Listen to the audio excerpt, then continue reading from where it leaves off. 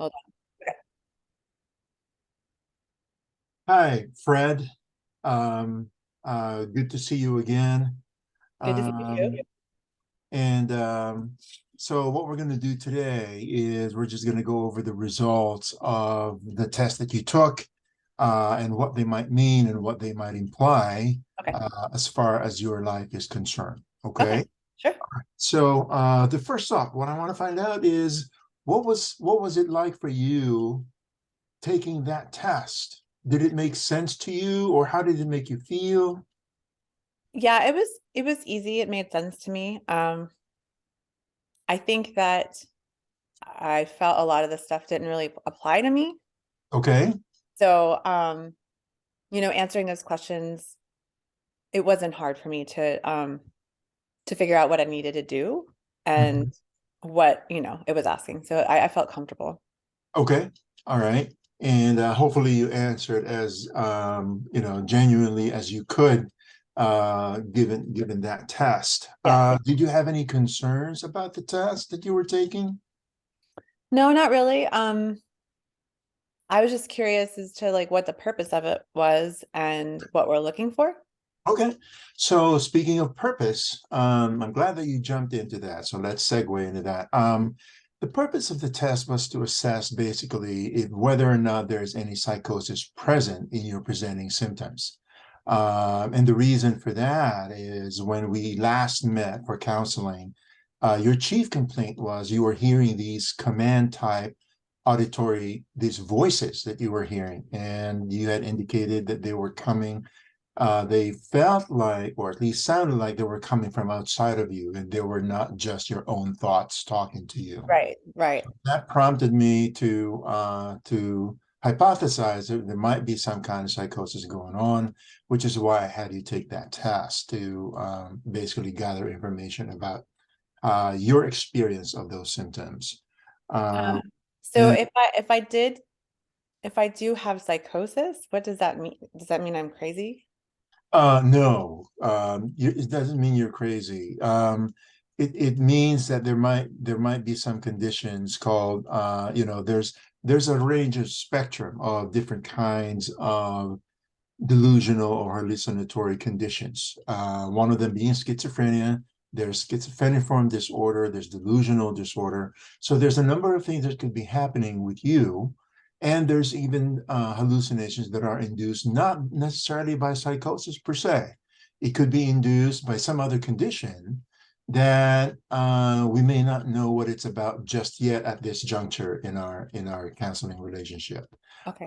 in this process. So it won't necessarily mean that you're psychotic, but it's that's what we're assessing for if that is present. Okay. Okay. All Hmm. right. So the results. Let's take a look at the results here. Okay.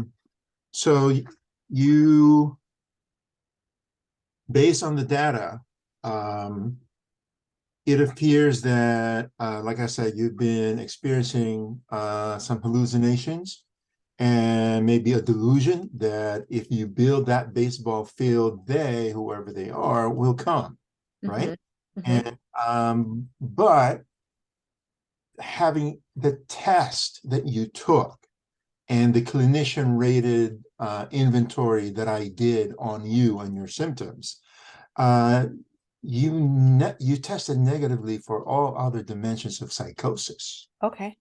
And the only when I take a look at the test that you took, which is the schizophrenia self-test, this is a 10-item test that you took, and you only marked 4 items that you either responded to as sometimes and often.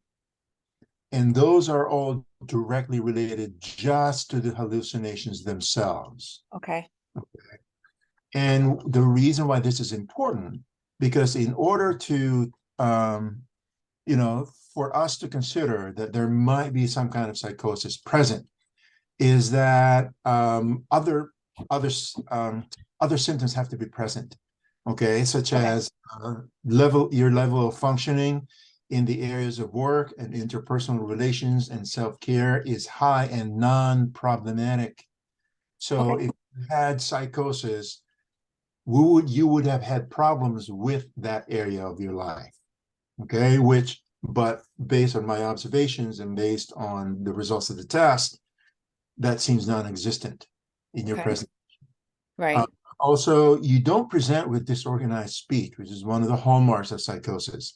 You're very intelligent, you're very articulate, your thoughts are well organized, your thought process is linear and logical, your thought content was within normal limits. There's nothing that could be said about your speech being disorganized at all. Okay. It's very coherent. And one of the other symptoms for psychosis is sometimes you have to look for catatonia, which is kind of um, you presenting with some kind of an inner unresponsive stupor to stimuli, which there's none of that present at all. Okay. So these results appear to imply, therefore, that your symptoms are induced less by schizophrenia or psychosis per se, as it is by some other mental health condition, which at this juncture in the counseling process is yet unknown. Okay. Let me see. Um, okay, so for the clinician rated test that I did on you, it's called the clinician rated dimensions of psychosis symptom severity. Mm-hmm. Bottom line is you only scored very highly. You're supposed to rank this from 0 to 4, 0 being not present and 4 being present and severe. Mm-hmm. And you only scored highly a 4 on the hallucinations domain and possibly a 2 on the delusions domain. Every other domain for psychosis, you tested either a 0 or very low 2. So the test that you took and the client rated dimension psychosis of dimension psychosis assessment that I did coincided with their results. So they were consistent with one another. Okay. Um, so let's see. So what does this mean for you? Yeah. I guess that's a big Yeah. question. um, well, like I said earlier, that means that more than likely you don't have schizophrenia. More than likely you don't have an organic, and by organic I mean there's nothing about your brain itself that would induce the psychosis, Okay. right? Yeah. So you can breathe easy now and say that that is out of the question. But we still have to think about where these hallucinations are coming from. So, um, so what that will mean is it doesn't have to disrupt your life. You can go on, keep on living your life as it is. What I suggest that you must do is to keep on counseling so that we can learn where the hallucinations are coming from, what they mean, and how you can respond to them or manage them. Yeah. Okay. I Maybe mean, the sigh of relief it looks like. I mean, I'm definitely relieved because I didn't want to be schizophrenic. Okay. But I'm still confused as to where the hallucinations might come from if it's not that. Absolutely. Now, where that might come from, there is such a thing as hallucinations can also be induced by other mental health conditions such as depression. Mm-hmm.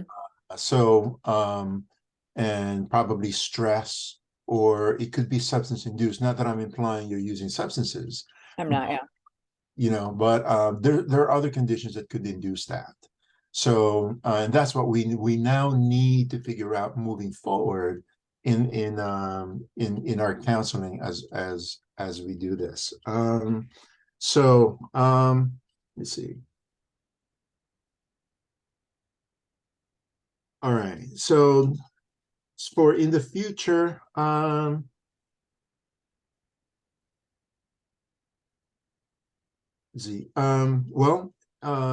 for the future, like I said, moving forward, you can go on with your life.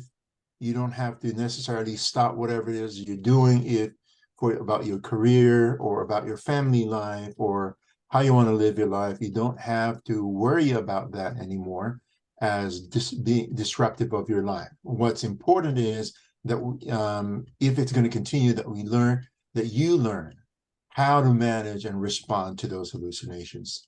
Does that Right. make sense? It does. I just don't know, since it seems like schizophrenia and other psychoses are out, if I should actually build that baseball stadium.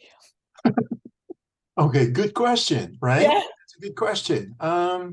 Well, um, the thing of it is, you have to ask yourself, do I believe these voices?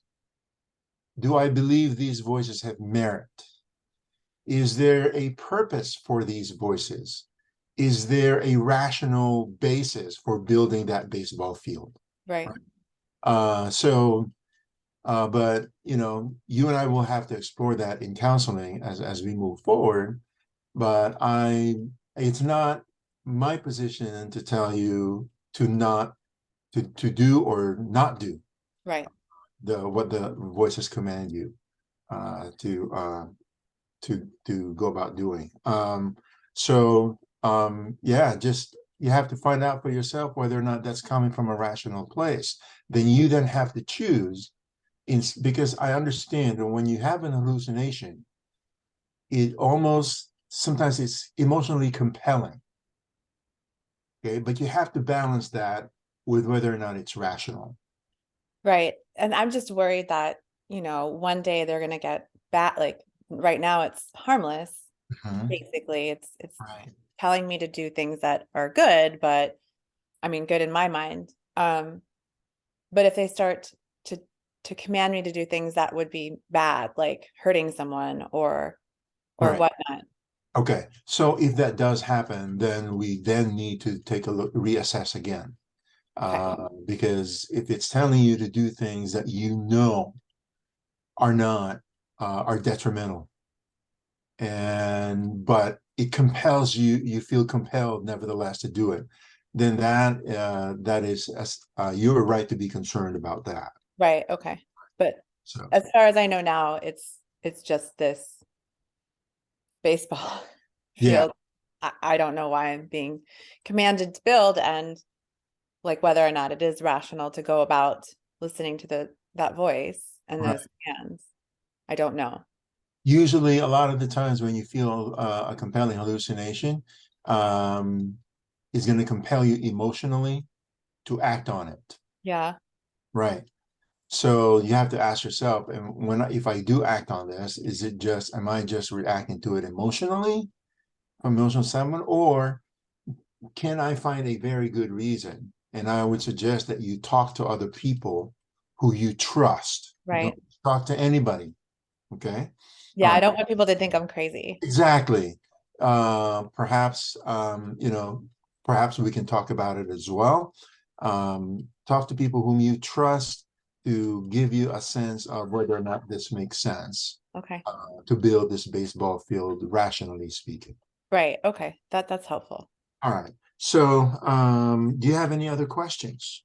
No, I don't. I guess we'll just continue therapy as planned. Yeah, huh? Okay. Okay. Okay. So are you gonna call my assistant and schedule your next appointment? Yes, I will do that. All right, cool. All right, so see you next time, and the next time we see each other, and whatever questions or concerns you have, make sure that you make a note of them so we can discuss them. Okay, great. Thank you so much. Thank you.